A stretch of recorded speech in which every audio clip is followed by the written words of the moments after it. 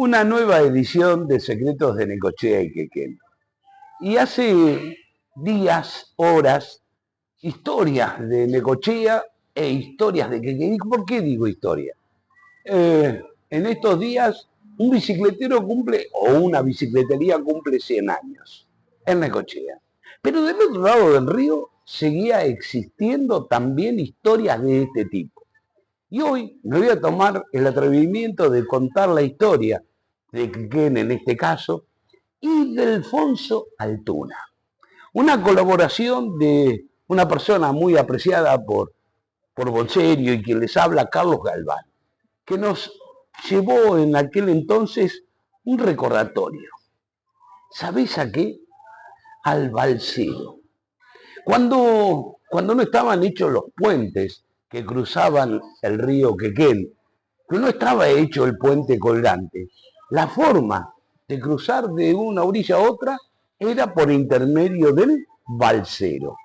Claro, la llegada del puente iba a dejarlo sin actividad.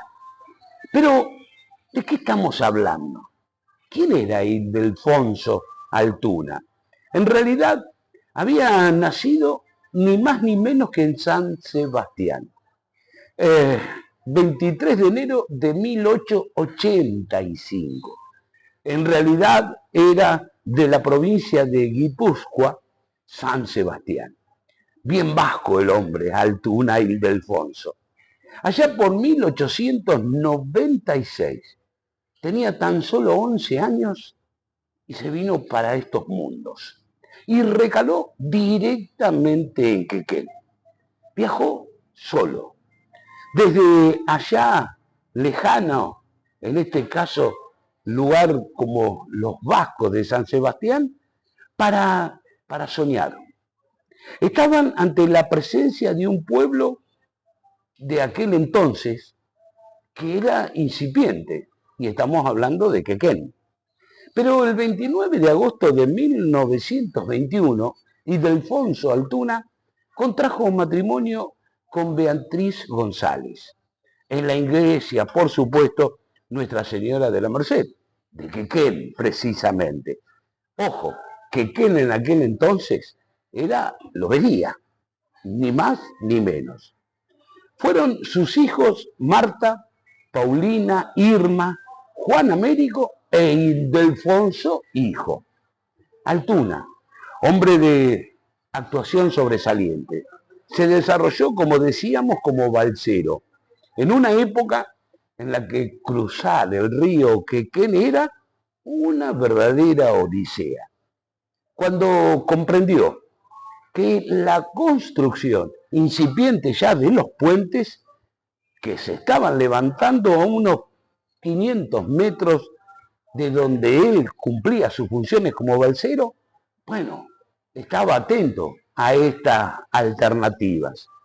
Es más, una realidad que ya veía venir. Sabía que su balsa tenía los días contados. Emprendedor y visionario como Ildefonso, no se quedó de brazos cruzados. En 1921 adquirió a doña Carmen Bullosa de Sanata un lote, un pequeño lote para aquel entonces de 50 metros de frente sobre lo que hoy es la 558, en aquel entonces calle número 47 de San Martín.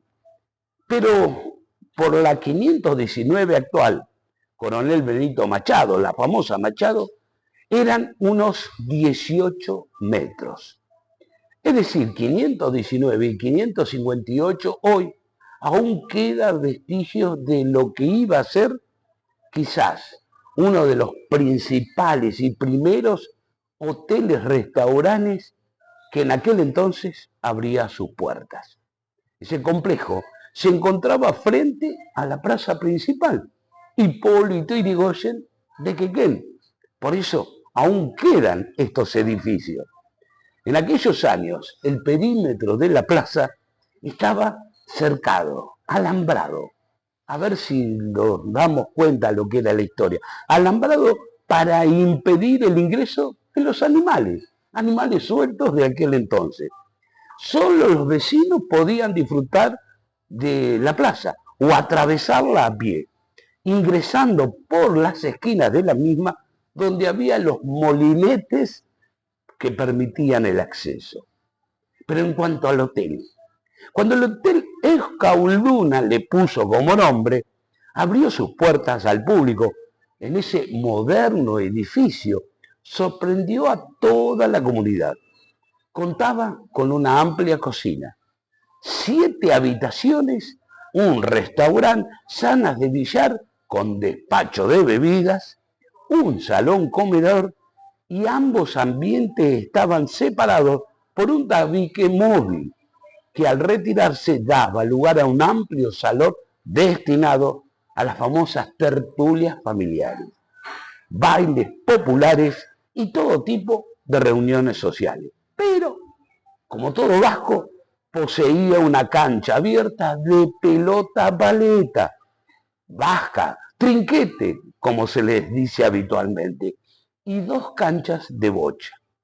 El hotel disponía además de un sector cerrado con bebederos y depósitos de forraje para, claro, los caballos de los huéspedes que permanecían en aquel entonces por pocos días. Pero quienes llegaban a pasar largas temporadas podían alojar incluso sus animales en una quinta propiedad de Ildefonso Altuna, que estaba ubicado a tan solo una cuadra más adelante y frente al río Quequén. Allí había una casona de 2 plantas. ¿Y sabes quién trabajaba? Norberto González. ¿Quién era? El hermano de quien más tarde sería su esposa. Encargado del cuidado del lugar, pero también era el sereno que cruzaba el río en la balsa. Era el sereno de la balsa. Cuando alguien necesitaba atravesarlo, bastaba con llamarlo a los gritos en plena noche y él transportaba a los pasajeros hasta la orilla opuesta. Con el tiempo, el salón de fiesta recibió a compañías teatrales que llegaban desde Buenos Aires. Era otro mundo para representar sus obras y un verdadero lujo para la época. Una de las agrupaciones que lo visitaba con mayor frecuencia era la compañía Lamas Mayor, integrada por familiares de quienes años más tarde sería el famoso galán cinematográfico Fernando Lamas, conocido actor. Llegaban un automóvil importado con lo que recorrían las calles del pueblo anunciando personalmente sus funciones. Hoy nos resulta difícil realmente imaginar la importancia que debió tener dicho establecimiento y sobre todo con esas características. Allí era posible descansar cómodamente, presenciar encuentros entre los mejores pelotaris de la zona, disfrutar de apasionados partidos de bocha, asistir a elegantes noches de gala o incluso presenciar representaciones teatrales de reconocidos elencos, ni más ni menos desde la capital federal. Todo ello sin salir del Escaulduna, el hotel. La relevancia del mismo quedó demostrado por un hecho significativo. Durante todo el tiempo que permaneció abierto, tuvo un pensionista permanente, don Esteban Murgui, propietario de un establecimiento rural de la zona.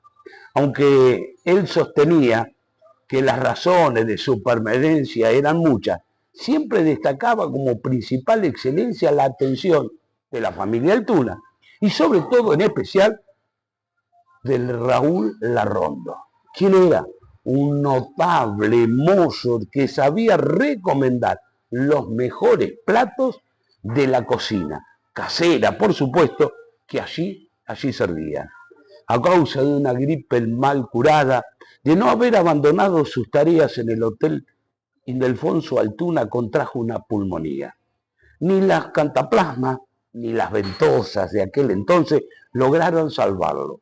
Y tras luchar durante 2 días por su vida, falleció un 27 de mayo ya de 1941, cuando su familia acudió a pagar los gastos del servicio fúnebre. Descubrió que un grupo de vecinos ya lo había hecho. Eso demostraba un gesto que habla de ese profundo cariño y del respeto, ¿por qué no?, de la comunidad que sentía por este hombre venido de España. Esta es la parte de la historia de nuestro Quequén, de este Quequén que nos acompaña del otro lado del río con Necochea. Y todas estas historias merecen ser escritas para que no caiga en el olvido. Las nuevas generaciones las deben conocer y quienes integran la vieja guardia pueden revivirla. Reitero, pasá por la 519 y en la plaza mano izquierda aún está parte de aquel hotel. Por eso, una manera de conocer nuestras raíces debe de fortalecer la identidad de los pueblos y demostrar el amor por la patria chica. Esta es una de las tantas historias y de las realidades.